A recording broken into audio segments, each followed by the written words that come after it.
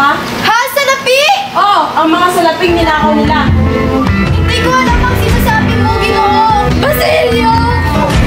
Bakit niyo ba kami tinulong? Crispin! Mga anak ko! Mga hayop kayo! Hinahanap na kayo na nanay! Asan na kayo? Diyan ka nararapat. Basilio! Ang mga anak ko na lang! Hinahanap na kayo na nanay! Basilio!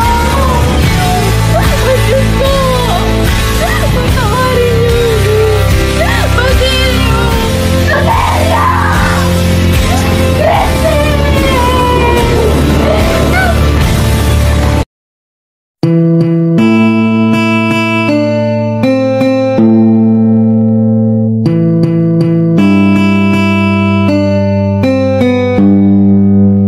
Hindi kayo.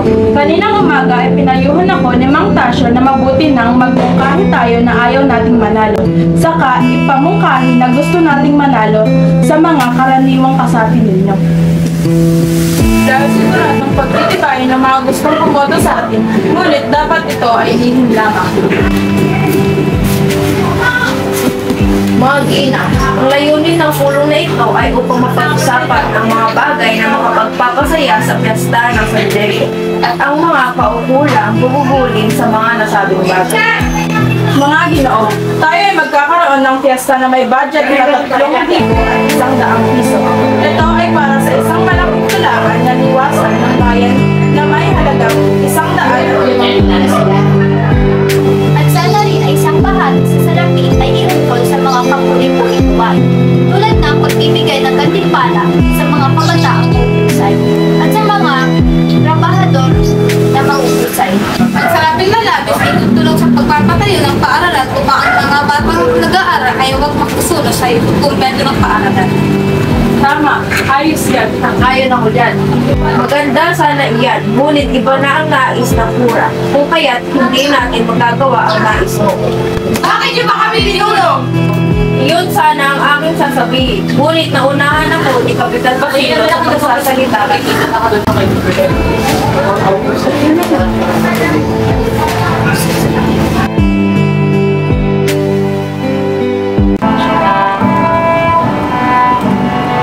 Asan yung mga anak mo?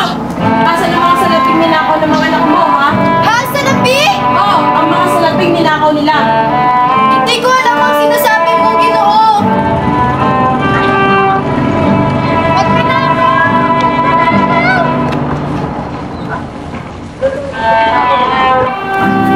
Diyan ka nararapat. Hindi magnanakaw ang mga anak ko. Palayain niyo ako dito. Mga anak ko. Ba't niyo papatayin ang mga anak ko?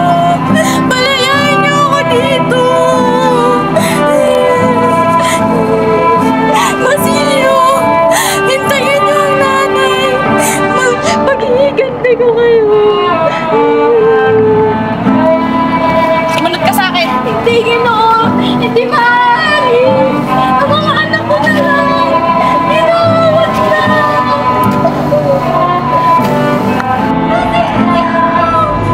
Crispin! Mga anak ko! Asan na kayo? Hinahanap na kayo ng nanay. Crispin! Basilio!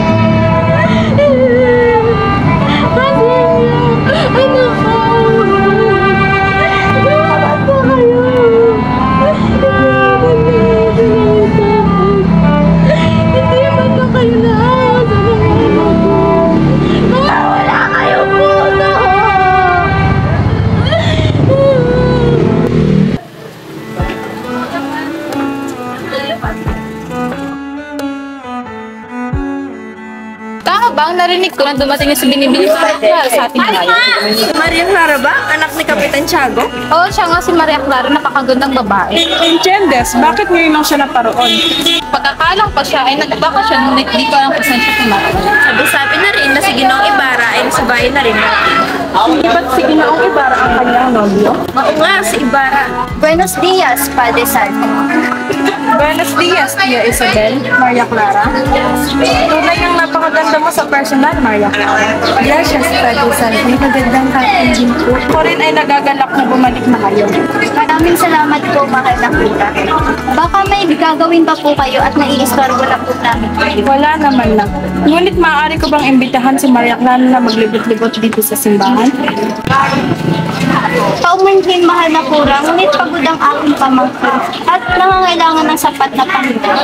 Hapon din ako, maaari niyo po pa akong tulungan. Buenos noches. Bakit? Ano ang iyong problema? Nawawala po ang aking dalawang anak at aking asawa. Bakit? Ano ang nangyari sa iyong pamilya? Maaari niyo pa ba akong kasamahan at hanapin sila? Baka po kasi magpakamalan ako ng tulisan. Sige, humayo na tayo at lalo na't palalim na ang gabi.